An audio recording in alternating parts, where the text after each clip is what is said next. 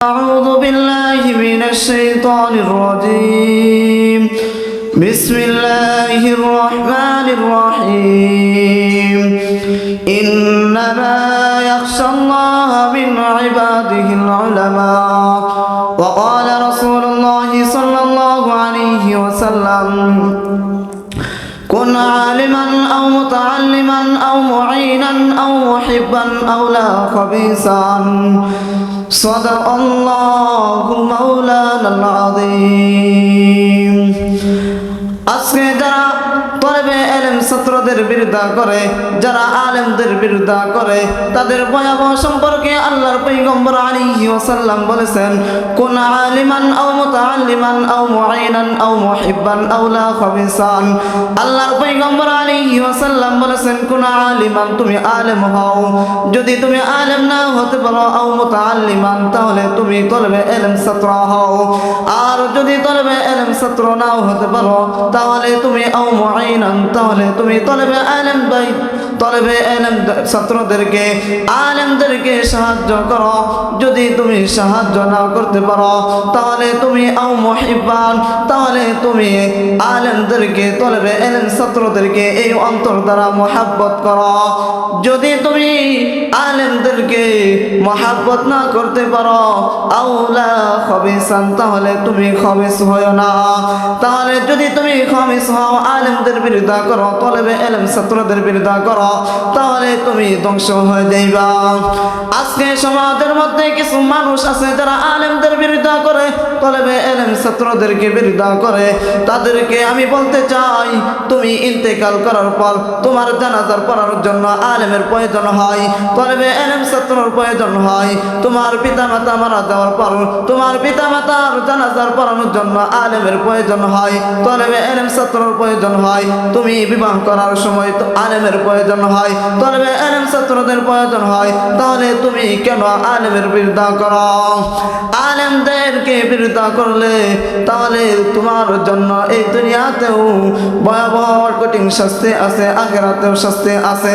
যারা আলেমদেরকে মহব্বত করে, যারা তলবে ইলমদেরকে মহব্বত করে, কিয়ামতের দিন যখন সূর্য মাথার উপর থাকবে, যখন মাথার মগজগুলো টকবক করতে থাকবে, সেই কঠিন মুহূর্তে মানুষ কতদিন হাসরের ময়দানে দাঁড়ানো অবস্থায় থাকবে হিসাব দেওয়ার জন্য।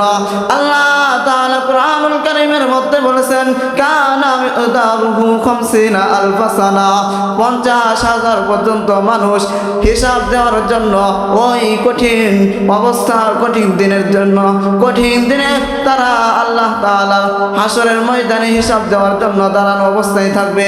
আর দাঁড়ানো অবস্থায় কেমন থাকবে? আয়েশা রাদিয়াল্লাহু আনহা قال سمعت رسول الله صلى الله عليه وسلم يقول يحشر الناس يوم القيامة حفاة عراة غرلا. قلت يا رسول الله النساء والرجال جميعا ينظر بعضهم إلى بعض. قال يا عائشة الأمر من أيهما هم من ذلك.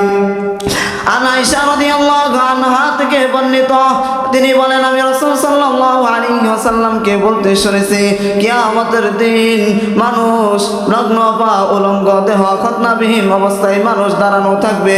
সেই কঠিন মুহূর্তে আল্লাহর পয়গম্বর আলাইহি ওয়াসাল্লাম হাদিসের মধ্যে বলেছেন, আন আবি হুরায়রা রাদিয়াল্লাহু আনহু আনিন নবী সাল্লাল্লাহু আলাইহি ওয়াসাল্লাম সাবআতুন ইযিল্লুহুমুল্লাহু আল্লাহু ফি যিল্লিহি ইয়াওমা লা যিল্লা ইল্লা যিল্লু।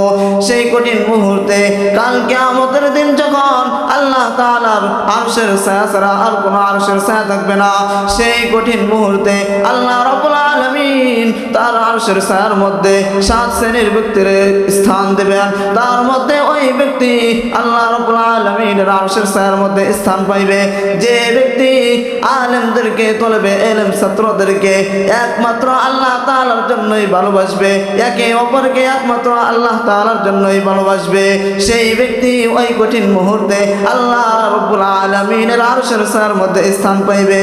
আল্লাহ রাব্বুল আলামিন হাবিব অপর এক হাদিসের মধ্যে বলেছেন আল হুব্বু ফিল্লাহ ওয়াল বুগদু ফিল্লাহ, একমাত্র যদি তুমি কাউকে ভালোবাসো একমাত্র আল্লাহ তাআলার জন্যই ভালোবাসবে, আর যদি কারোর সাথে শত্রুতা করো তাহলে তুমি একমাত্র আল্লাহ তাআলার জন্যই শত্রুতা করবে।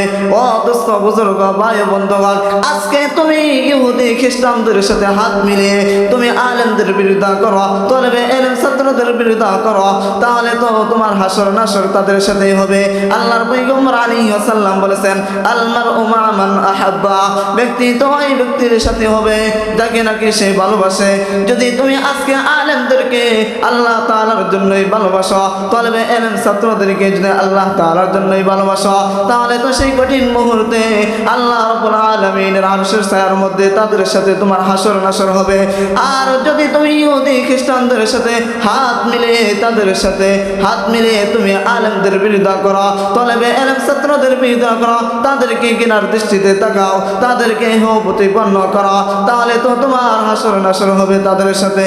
আল্লাহ রাব্বুল আলামিনের হাবিব অপর এক হাদিসের মধ্যে বলেছেন মান তাশাব্বাহা বিকওমিন ফাহুয়া মিনহুম, যে ব্যক্তি কোন কওমের সাদৃশ্য গ্রহণ করবে সে তো তাদের অন্তর্ভুক্ত হবে। আজকে যদি তুমি ইহুদি খ্রিস্টানদের সাদৃশ্য গ্রহণ করো তাহলে তো তোমার হাসর নাসর তাদের সাথে হবে। এই জন্য দোস্ত বুজুর্গ ভাই বন্ধুগণ, আল্লাহ তাআলার জন্য একমাত্র আলেমদেরকে ভালোবাসবে, তলবে ইলমদেরকে ভালোবাসবে, তাহলে তোমার হাসর নাসর তাদের সাথেই হবে। কারণ আল্লাহ রাব্বুল আলামিন আলেমদের সম্পর্কে তলবে ইলম ছাত্রদের সম্পর্কে আল্লাহর হাবিব সাল্লাল্লাহু আলাইহি ওয়াসাল্লাম বলেছেন ইন্নামাল উলামা ওয়ারাসাতুল আমবিয়া, আলেমরা হচ্ছে নবীদের ওয়ারিস। আল্লাহর হাবিব সাল্লাল্লাহু আলাইহি ওয়াসাল্লাম বলে এক হাদিসের মধ্যে বলেছেন খায়রুকুম মান তাআল্লামাল কুরআন ওয়া আল্লামা, ওই ব্যক্তি তোমাদের মধ্যে ওই ব্যক্তি সর্বোত্তম যে কোরআন শিখে এবং অপরদেরকে শিক্ষা দেয়। এই জন্য আমি তোমাদেরকে বলতে চাই, তোমাদেরকে অনুরোধ করে বলতে চাই, তোমরা আলেমদের বিরোধিতা করিও না, তলবে ইলম ছাত্রদেরকে বিরোধিতা করিও না, তাহলে তোমাদের ভয়াবহ অবস্থা হবে। আর যদি তাদেরকে ভালোবাসো, তাদেরকে মহব্বত করো, তাদেরকে অন্তর দ্বারা মহব্বত করো, তাহলে তোমার হাসর নাসর হবে আলেমদের সাথে, তলবে ইলম ছাত্রদের সাথে।